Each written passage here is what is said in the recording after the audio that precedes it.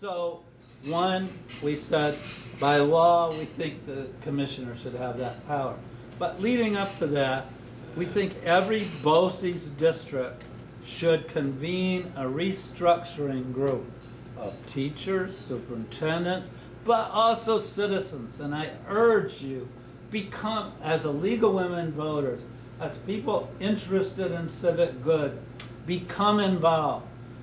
Superintendent Bob Jafrida of the Erie 2 Chautauqua Cattaraugus BOCES is convening such a group, even though it's not required by law as we recommended. And I can't remember the dates of those meetings, but you can certainly find out about them, become involved in them, encourage as much consolidation. They will tell you, some people who oppose it, well, we're sharing some services. That's fine. And I understand the problem of rural areas. I mean, you can't bus kids over an hour to school. I understand that kind of thing. We also propose allowing optional regional high schools. So you don't have to break up the district, but 3 districts, for example, could agree, we're going to have a regional high school.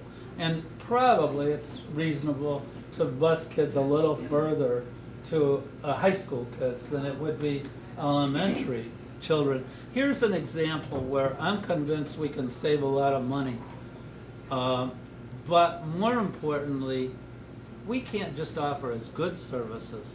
We can offer better services as a result of these kind of consolidations. I'll tell you a story about that. I went to Duke University, and I've written well over 100 letters of recommendation. I don't think any of them made much of any difference, but I did, through Dale Robbins, I met the guy who was in charge of New York State, among other states, in their admissions offices once a few years ago. And shortly after that, a guy from Jamestown called and said his daughter was on the waiting list. And this was quite a few years ago, you'll understand now. And could I help? And so I called this fellow up. I had dinner, the Robbins and Sarah and I had dinner with him, and I called him up and I said, you know, this young woman is on the waiting list and she's really outstanding, blah, blah, blah. And he said, well, she doesn't have any AP classes. I said, she's graduating from Chautauqua Central School. Let me tell you something about Chautauqua School. They're probably going to graduate 26 kids this year. They can't have advanced placement courses. They're lucky if they could teach a foreign language. And she did get in, incidentally. But that just shows how they think. It shows what kind of opportunity they can have.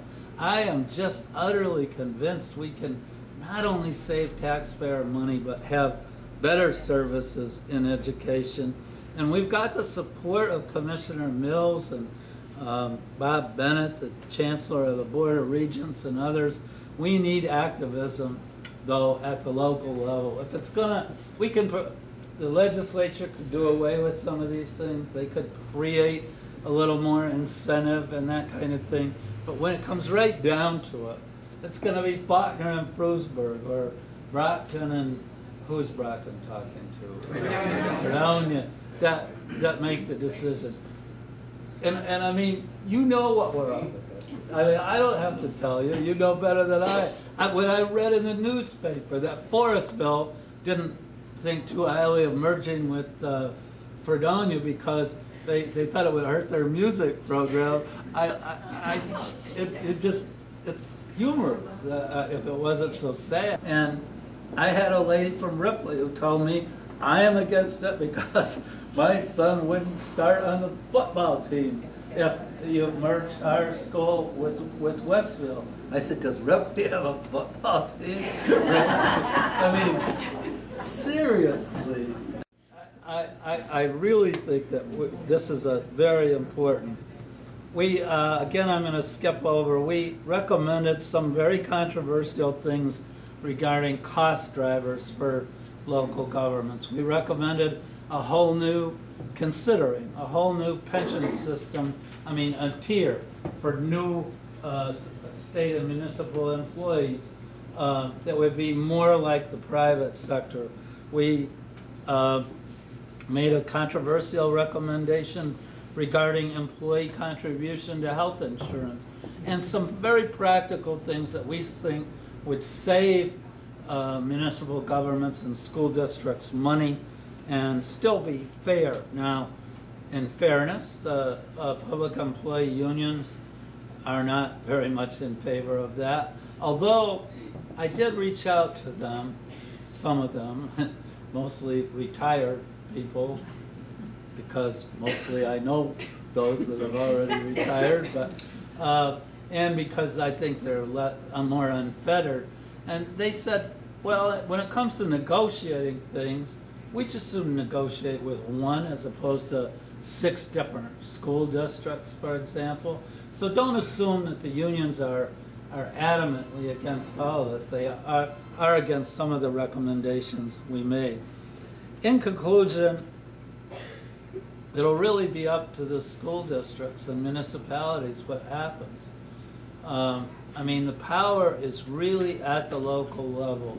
There are a lot of things that I hope Bill Parment and Kathy Young and others in our state legislature will take the leadership that can smooth these things out.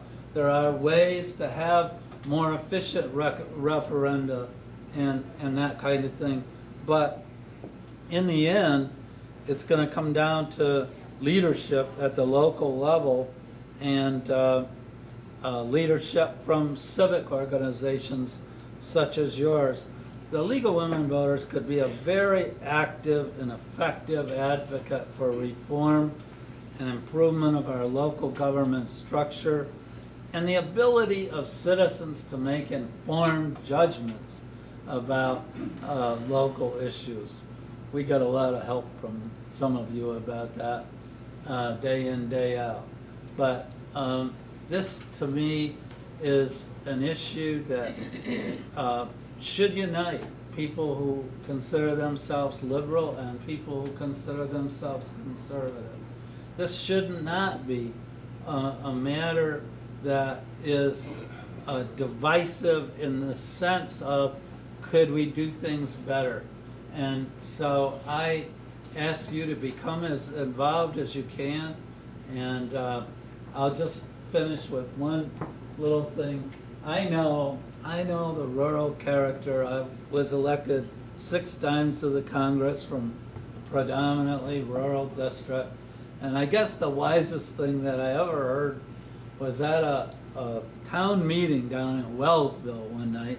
I actually did over 100 town meetings in the 11 years I was in Congress, and a lady raised her hand. She said, "You know, Congressman, nothing much happens in a small town, but what you hear makes up for it."